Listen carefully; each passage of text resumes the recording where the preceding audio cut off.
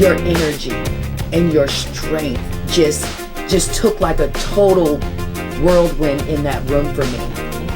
And I said, that's a woman of strength. I'm super excited to be sitting in Maggie Linton's studio right now. The feeling that I have is unexplainable, because I met this beautiful, beautiful woman not 2 or 3 weeks ago at an event that was held here, being sponsored by XM Radio, and she was a part of a panel discussion of gentlemen that were being decoded and asking questions, if I remember correctly. About women in the media. And women in the media. We can work with them. That's right, exactly. And you know what? She was the surprise guest in the extra chair that was pulled up. So I really, really want you all to meet Miss Maggie Linton. Hey, how are you? Tell us your experience. Your quick capsule? Yes. Quick capsule is I was born and raised in Kansas, in Leavenworth, Kansas, which I consider a blessing. One of the most truly integrated towns in America at that point. I can't really swear what it is, but it felt pretty good when I was home a couple of weeks ago. And raised by 2 parents, one from Georgia, one from Mississippi, but they told me all the time, you can't use being black and a woman as a reason for failure. It's a reason for success. And I got lucky to have them. My mom had a love for the arts, loved to make sure you were speaking your English correctly, no dims, dos, dis, and dats. My dad was all about politics and rights for all people. Very active in the NAACP. In fact, when he died at 86 years old, he was still state treasurer of the NAACP for the state of Kansas. They were independent business people. My dad a barber, my mom a beautician. My dad flipped houses, but it wasn't called that, back in the late 50s and early 60s. He had an 8th grade education. My mom did not graduate from high school until 1960s. Okay? But they were self-educated. So it proved that no matter where you start, it's not the end of your story. It's the beginning. And you have to move forward. And that's what they never accepted less from my sister and I. And so I went out into the world with that. I was one of those people, went to the University of Kansas. Yes, I'm a proud Jayhawk, Rock Chalk Jayhawk. But I didn't know what I wanted to be a civil rights attorney. Didn't turn out that way. But what I did do is I kept changing majors till I found where I belonged. And once I got that opportunity with the KU Sports Network, the doors opened wide. Wow. And if you remember that night, I said, if you have whatever the job it is, whether you're getting paid, internship, or whatever, treat it as if you have a job and you are doing your best. And that's what I did. At the end of that semester, as an intern for the KU Sports Network, I got offered a job and my career took off. I was the first black woman to do sports on TV. And that was secondary of it. That was secondary of it. And yes, secondary. Exactly. I love that. Exactly. And then it's just been a career, a whirlwind career. 3 years on Homicide: Life on the Streets. I've done movies, bit Homicide: parts. Life on the Streets. Yeah. I didn't know that part. I was a squad room secretary for the final 3 seasons. Wow. Yeah. Okay. And bit parts in 2 movies, Guarding Test and the original Hairspray. Oh, wow. So, I've done print ads, I've done commercials, national and everything else. So, yeah, it's been a fun career.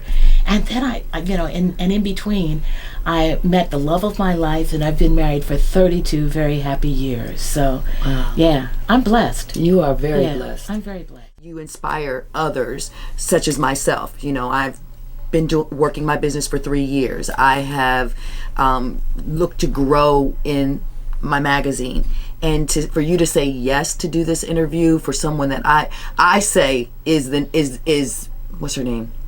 Maya Angelou. You are my Maya Angelou. Seek peace and spread lots of love, and I mean that because that's what I put out. I'll give you an example. Friday a week ago, I was in New York for Publicity Summit. Is where I interview people who can be on the show. And I got home, it was about 10:30, 10:45, and there was a young black man standing there, and he had no coat on, and it was cold. If you remember last Friday, it was cold. And I heard him talking to a woman. He says, yeah, I'm just going to go over into the airport because a friend of mine's coming in on the last flight coming in from Fort Lauderdale and everything. And I said, well, you can hop on the bus. And he goes, yeah, but, I can walk over. And I said, no, you can't. Mm-hmm. And I said, it's a long trip between the train station and there. Mm-hmm. And he says, well, what am I going to do? And I said, well, come on, I'll take you. Mm-hmm. And he says, really? You'll take me? And I said, yeah, I will. I didn't do it because I felt like I'm going to be the Good Samaritan. This was somebody who didn't know. I could open the door and help him. Right. And we got to talking as he was going over. And when he got out, he said, I want to thank you so much. He said, because not everybody trusts young black men. Yeah. And I said, you read yourself as an okay black guy. Keep doing that. Mm-hmm. Mm-hmm. And the blessings will continue to come to you. That's right. And when he got out of the car, he said, God bless you. And I said, God bless you too. Wow. I'm not afraid to say that to somebody. No. I'm on my knees every night saying thank you. Mm-hmm. Praying for all my friends who broke down, need help, whatever the case may be. Praying for Hillary and this country. But at the same time, I get up in the morning and I said, thank you, God, for another day. That's and right. I read something positive there, too. Because if we don't start and end our day with a thank you, that's why everything is going in the wrong direction.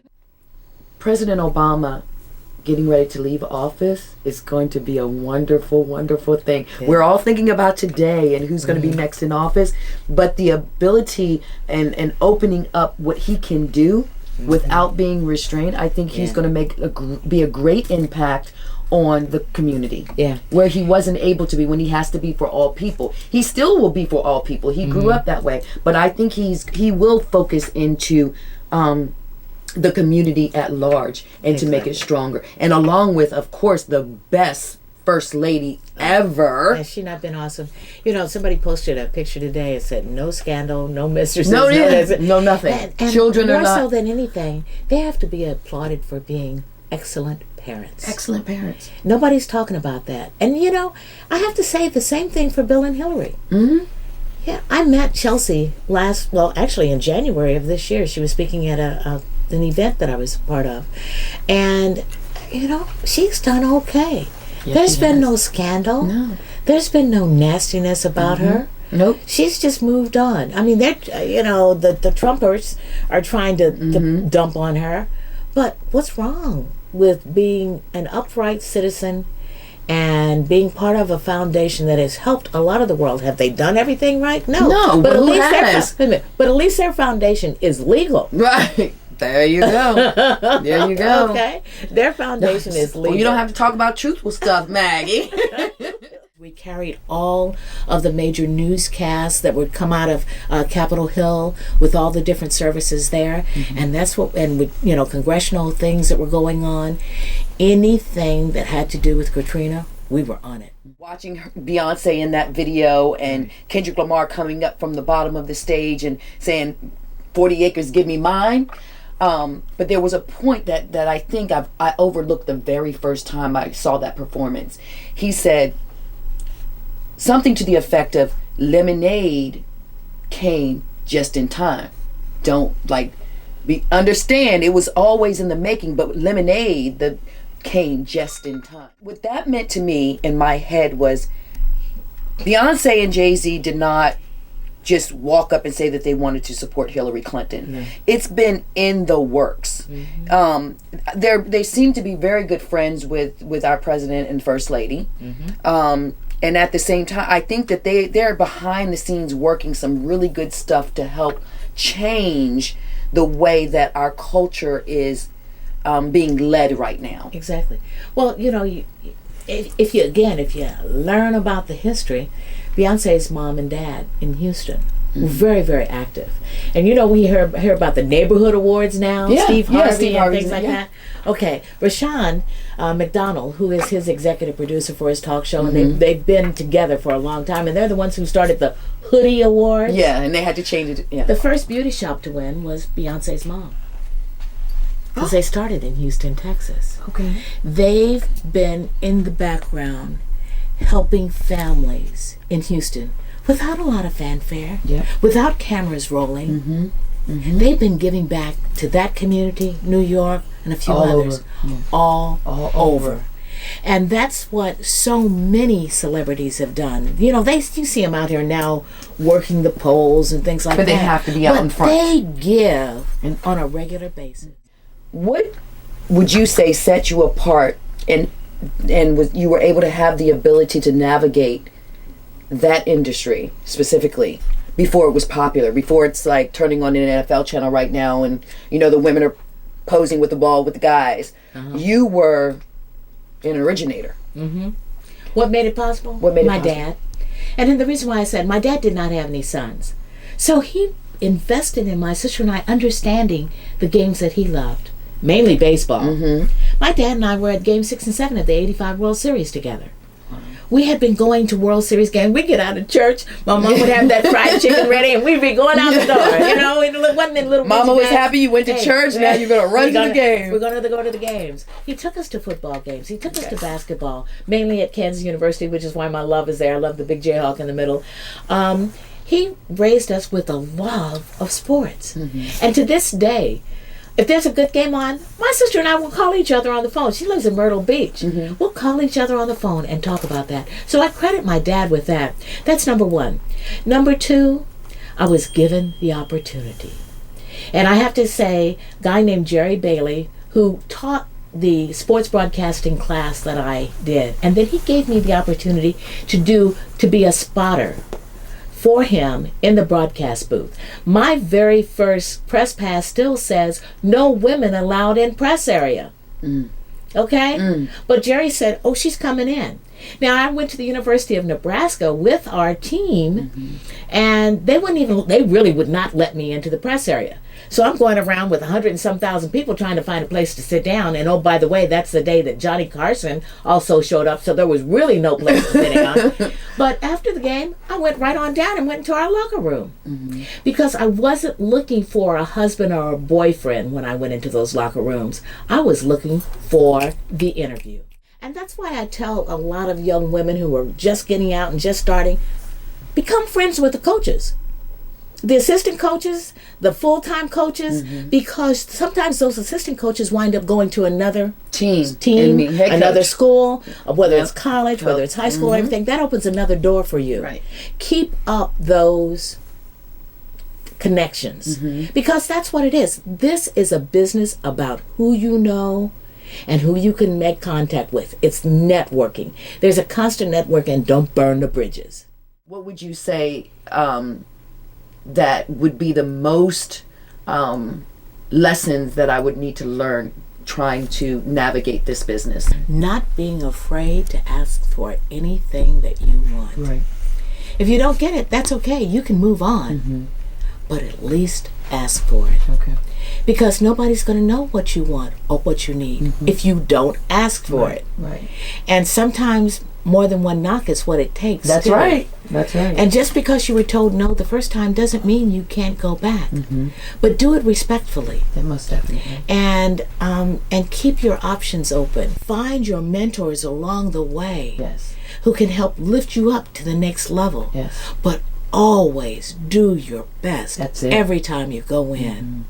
You know, sometimes I'm not as prepared as I could be, but I'm going in there trying. That's right. A lot of people from the past have inspired me more than anything. And, you know, in a sense, I have to say kind of Oprah. But Oprah wasn't, when I first met her, she wasn't that much of an inspiration because I thought, well, shoot, I got more stuff than you do. Exactly. But when I say that, I mean I had more time under my belt and the opportunities and things that I had done. But sometimes that door doesn't open for you. I applied for the same job she did in Chicago. I didn't get it, but I wound up getting a great husband. So, you know, there are things, there are sacrifices. There's some things there you go. Well, that's a whole, as they say, a whole nother show. I can talk to you about that one too. Exactly. Maggie. But I find a lot of people, I just want to do the best I can do. And, you know, my mom and dad were an inspiration. A lot of the people that I grew up with, because they had battled the kinds of things that would have knocked somebody else down. But they're the ones who have been my inspiration. And seeing people succeed, Yes, I look I at, like you that. know, more than just the I like Obamas, that. Yes. but, you know, I've got Dr. Julianne Malveaux coming in tomorrow. Educator, economist, smart as a whip. Like not meeting, but actually talking to Maya Angelou, Elanya Van Zant. I mean, these are people whose paths I have crossed, whose words I have listened to, whose inspiration have given me the thoughts that, I can do more. They never accepted less. Never accepted less. That's what we have to do. We have to You stop can't make thinking- excuses. We can't blame anybody. You know, I can't tell you how many authors I've interviewed where their families had less. They're now walking around with PhDs, making a difference in other people's lives. We have to go back and do the old system, the village, raising the children. That's right. When Miss Joanne got you, then Miss Susan and Grandmama, and then you made it home. My mom was the mother. I don't see that what the stayed problem home. is. Even though she was working, she was a mother that stayed home. Everybody in the neighborhood called her Mama Linton. What do you want your legacy to be? And right before that, what is your favorite quote? I have two favorite quotes. Okay. And one of them I've actually given you, but they're both from my mom and dad. Number one, you can't use being black and a woman as a reason for failure. It's a reason for success. That one from my mom. From my dad, and he used to say it, I don't know nothing about coming back, but I know that this life is for real the first time through. Wow. And you gotta kick it and live it the best you can. Wow. And you know, and it's like my dad did, my mom did.